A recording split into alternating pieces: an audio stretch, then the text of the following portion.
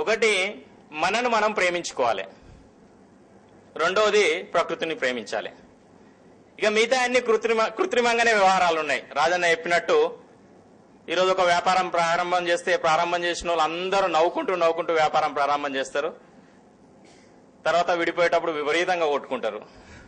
ఇలా పొద్దున smiling face తో రాజకీయ పార్టీలో జాయిన్ అవుతారు, సాయంత్రం ఏంటంటే ఇంకో పార్టీలకు జంప్ అవుతారు. అంటే ఈ ప్రేమ అనురాగాలు అనేటివి చాలా కృత్రిమంగా తయారైనాయి. కానీ శాశ్వతంగా ఉండేటివి మాత్రము రెండు. ఒకటి మనను మనం ప్రేమించుకోవడం, రెండవది ప్రకృతిని ప్రేమించడం. దీనికోసం మీరు ప్రతిరోజు ఒక చర్య చేయండి చాలు. మిమ్మల్ని మీరు ఒక్కసారి కౌగిలించుకోండి. ఆ మంచి అనేది సమాజంలో వ్యక్తం చేయాలి. ఏ విధంగా వ్యక్తం చేయాలంటే ప్రకృతిని ప్రేమించడం ద్వారా వ్యక్తం చేయాలి.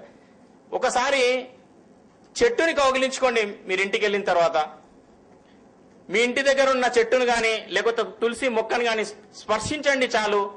అందులో నుంచి వచ్చిన వైబ్రేషన్స్ చాలా గొప్పగా ఉంటాయి.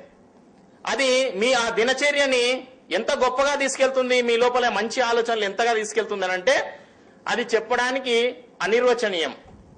ఎందుకంటే మీరు ఆ విధంగా, ఎందుకంటే ఈరోజు బంధాలన్నీ కూడా కృత్రిమం అయిపోయినాయి.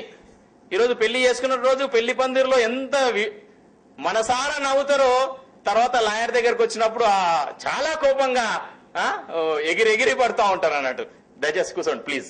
ఓకే, కాబట్టి మీరు మిమ్మల్ని మీరు ప్రేమించుకోండి, ప్రకృతిని ప్రేమించండి. ఈ కార్యంలో మీరందరూ కూడా ఉండి ఊర్లో తిరుగుతూ మొక్కలపైన అవగాహన కలిగిస్తున్న కారణంగా మీరందరూ లీడర్స్. అసలు లీడర్స్ అంటే ఏదో రాజకీయ నాయకులను మాత్రమే మనం లీడర్స్ గా చూస్తున్నాం, కానీ మీరందరూ కూడా ఈ గ్రీన్ లీడర్స్. మీరు ప్రకృతి ప్రేమికులు, మీరు ప్రకృతి రక్షకులు. మీరు కాబట్టి తరతరాలుగా నిలిచిపోయే పనిని మీరు మీ చేతుల్లో తీసుకున్నారు.